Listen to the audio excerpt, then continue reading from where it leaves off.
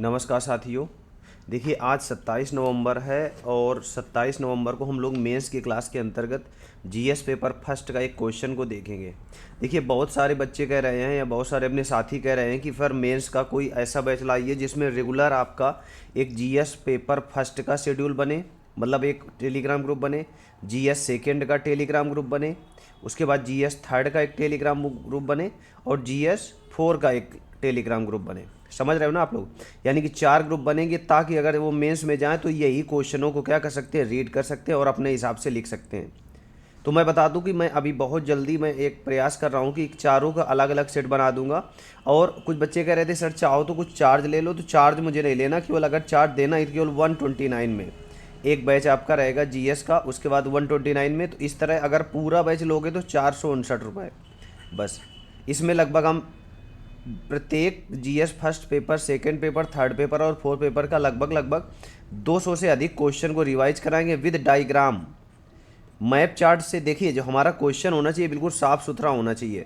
जैसे ये डायग्राम है पूरा, तो इसमें आपने देखा होगा कि जो डायग्राम है इस तरह बनाया जा सकता है या सारणी से बनाया जा सकता है, समझ रहे हो कि नहीं, या फ्लो चार्ट, मतलब हम ऐसे करके ऐसे ऐसे क्रमबद्ध तरीके से लिखते रहेंगे, हेडिंग डाल देंगे, तो ये सब चीज़ें रहेंगी। और इसी में अगर बन जाएगा तो बढ़िया से हम लोग प्रयास करेंगे।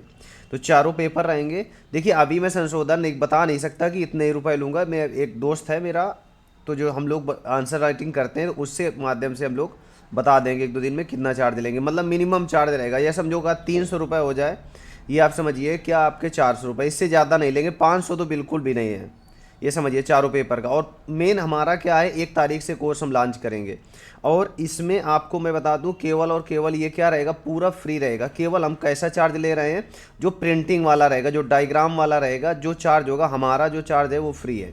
इसमें जो डायग्राम बनाने वाला जैसे आपको अपडेट करके दिया जाएगा क्वेश्चनों को पूरा, उसका चार्ज हम लोग लेंगे, ठीक है ना। तो ये ध्यान रखना। अब हम लोग देख लेते हैं क्वेश्चन नंबर फर्स्ट को।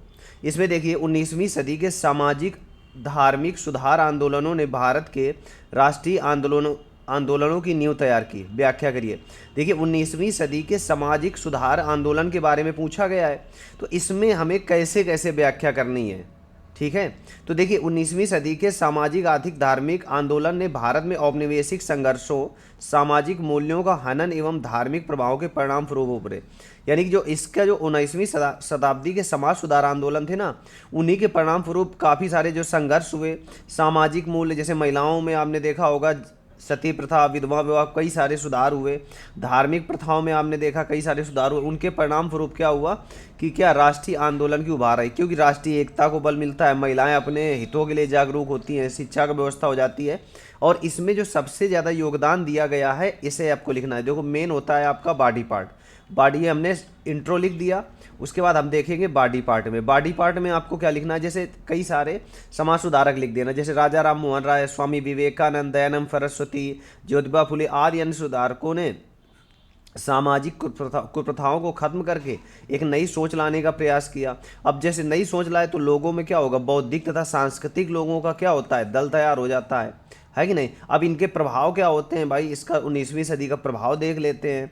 प्रभाव में देखो स्थानीय भाषाओं पर जोर दिया गया, पहली बात तो, ठीक है, ताकि लोगों को ज़्यादा से ज़्यादा बात समझ में आए। बुद्धिवाद तथा राष्ट्रीयता की भावना विकसित होना, देश हित में बहुत सारे लोग क्या करने लगे, राष्ट्रीय भावना विकसित हो गई। जाति प्रथा, छुआछूत का उन्मूलन हो गया, तो सभी लोग एकजुटता में आ गए।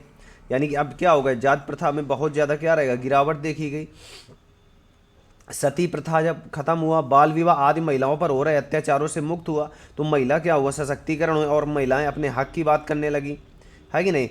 सामाजिक अस्थिरता को घटाया गया। जैसे आपने देखा होगा बहुत ज़्यादा भेदभाव होता था कि इस कास्ट का इस कास्ट का है, तो यहाँ पर आपने देखा कि सभी लोगों को समान भेदभाव में क्या कर दिया गया, हटा दिया गया, पूरा कोई भेदभाव नहीं, है कि नहीं। तो ये थोड़ा प्रभाव लिख दिया। इसके अलावा आपने देखा होगा आदि के अलावा सामाजिक संगठनों ने वाद विवाद राजनीतिक सुधारों पर आवश्यकता में बल दिया, जिसके परिणाम स्वरूप जो आपके राष्ट्रीय आंदोलन को और अधिक बढ़ावा मिला।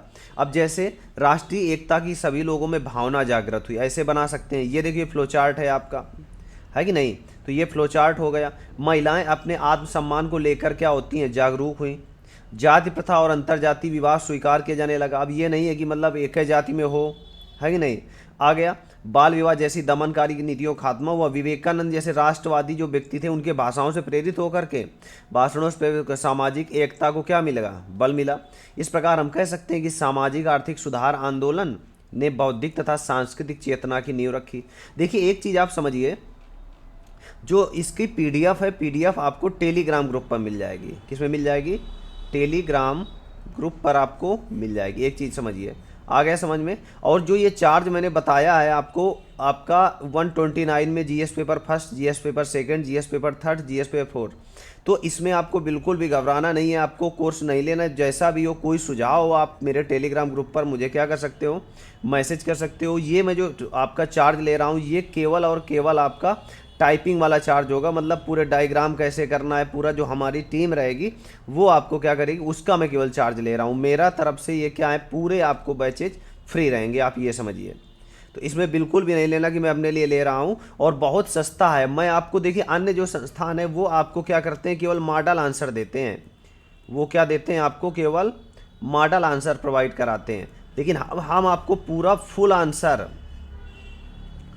आंसर उपलब्ध कराते हैं, ये आप समझिए। पूरा फुल आंसर, वो भी बिल्कुल लिख करके, और वो भी आपके पीडीएफ फॉर्मेट में आपको मिलता है। यहाँ पर तो आपको केवल आपके क्वेश्चन आंसर को समझा दिया गया, बस ऐसा रहता है, ठीक है। और बाकी आप देखिए, जो ये क्वेश्चन आ रहे हैं बहुत अच्छे लेवल के हैं, आप कहीं से भी इनको देख सकते हैं, ठीक है ना।